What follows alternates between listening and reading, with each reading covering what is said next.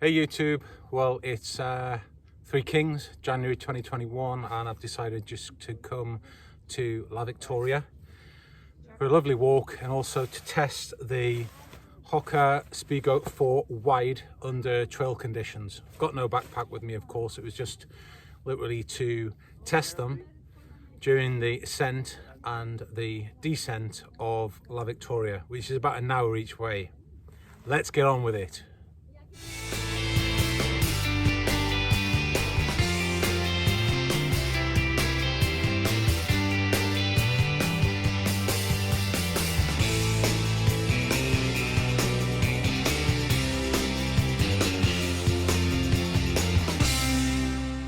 Before I get on with it, this is the view from the top of La Victoria, just looking down onto Alcudia there.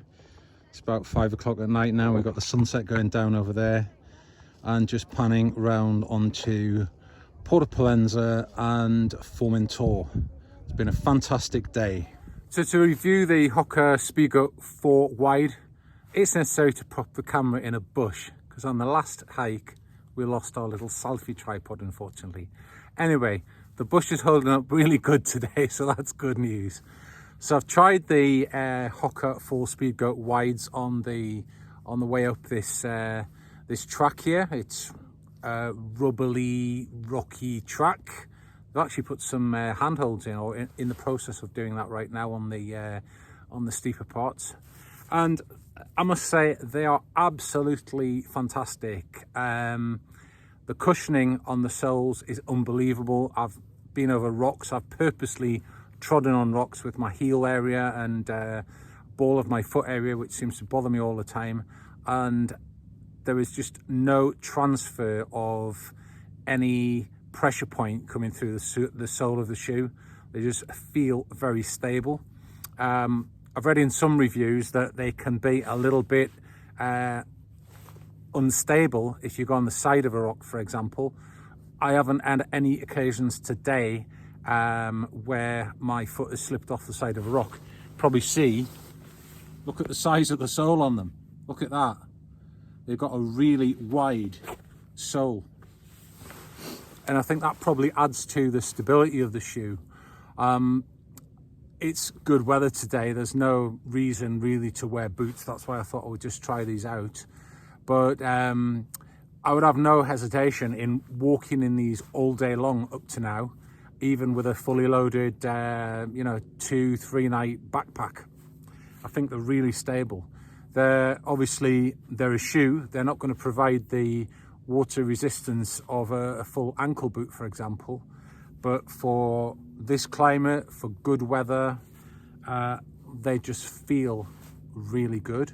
There are other shoes out there on the market which a lot of hikers use on the PCT, for example, and the AT in the States, which get very good reviews. I don't see many reviews about the Speedgoat 4, but as I say, I'm very impressed with them today up to now. So the next test for these shoes will be the descent. I'm not going to touch the laces because I always find when I'm in a pair of shoes, I always have to lock the laces down when I'm going back downhill because my foot slips forward. And my best odds, for example, when I tighten the laces down, they hurt me across the top of my foot, so they're really uncomfortable going downhill, worse than going uphill, to be honest. So I'm not going to really touch these laces very much. If I do, it might be very slightly, just to see if locking them down causes me any stress across the top of my foot, and we will see what happens during the descent. But very, very comfortable shoes. This is only the second or third time I've wore these. I would say you can wear them straight out of the box, no break-in period. If you've got a wide foot, the wide Speedgoat 4 for me is perfect. Wouldn't want it any wider, wouldn't want it any narrower, to be honest. It just fits me perfect. So we'll catch up with you shortly once we start going down the mountain. So I'm just heading back down now. Lovely afternoon. Sun's out now. I'll just show you the type of terrain I'm on now in the Hokas. So I'm just kind of going over these uneven rocks here. Sometimes it's a little bit difficult to find the path. Various paths you can take.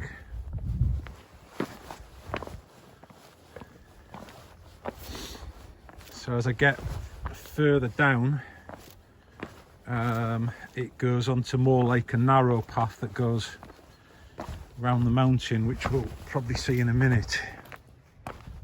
So I have just tightened my laces a little bit, but compared with my best odds space, if I'd tightened them the same on those shoes, it would feel my foot was like getting crushed in a vice for some reason.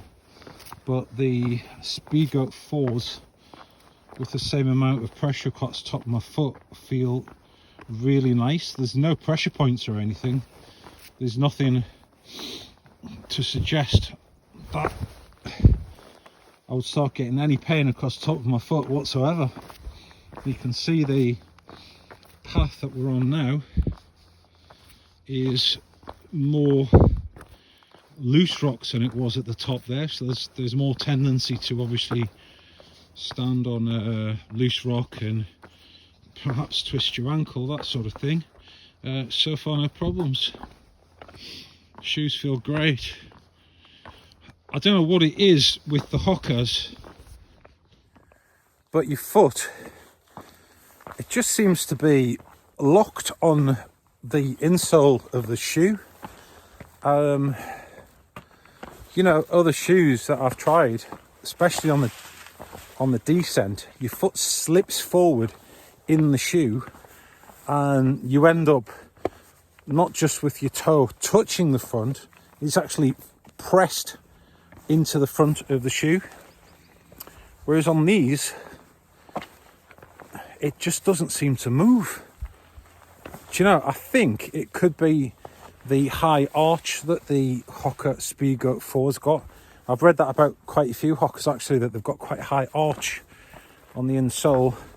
Whether or not that height of the arch locks your foot in there, that could be why your foot doesn't move around. But you know, these shoes are designed for trail running, really. So when you're running, it's important that your foot is locked into the shoe. So I'm just on the path heading down now. This is the way back down. So again, it's just like a rubbly path with random rocks here, there and everywhere. You can probably see they're putting a fence in along here.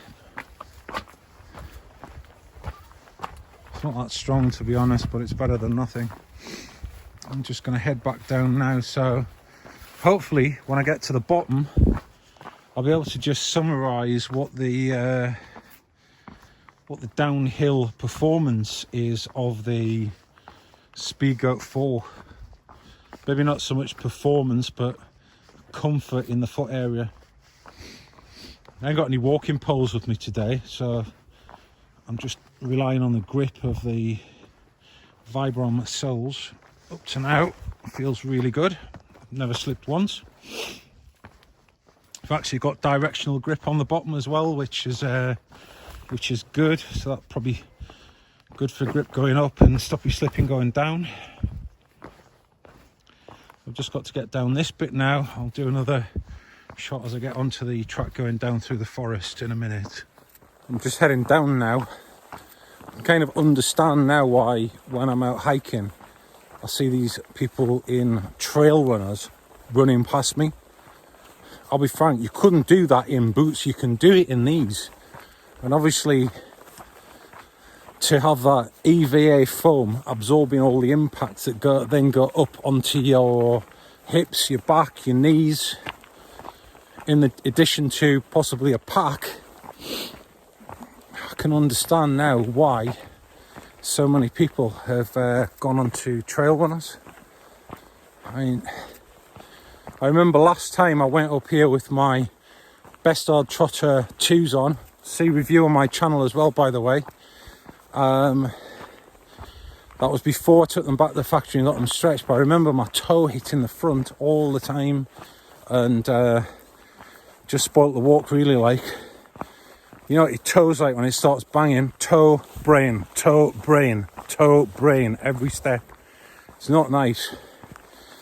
But these babies, God, they are just like, they're awesome. They are awesome. Just do a comparison, obviously. When I get down, it's probably about half an hour to get down this section of the trail. Then by the time I get to the bottom, I will know, because I'm not hanging around. See you at the bottom. Quick Scooby-Doo of the view. Always like to throw a little bit of viewing for my my channel watchers. Looking across onto Tramontana Mountains and Palenza Bay there. So this is the track walking down. This is a sort of terrain I'm on. It's just loose rocks basically, reasonably smooth. There's always a tendency to hit an odd one and go on your ankle, I suppose, but it's reasonably smooth track. I haven't gone over on my ankle today. I've been forcibly going on some rocks to see if it happened, but it hasn't. So I'm back down at the bottom now. I've had a really energetic walk down, done it in about 35-40 minutes. I've really been striding out and I've no feet problems. The lace lockdown is reasonably tight. I would say I could just carry on walking. If the descent went on for another hour or two, I don't envisage I would have any pain from these shoes. Really good shoes for hiking, in my opinion. I haven't slipped once today. I haven't lost footing or twisted my ankle on any rocks. Really stable. I feel like my feet are firmly planted, and overall a great shoe. I will probably be utilising these shoes for all of my hikes now when the conditions are good and I don't need the Hoka Kaha boots. Hope the review's been helpful, and catch up with you soon. Bye.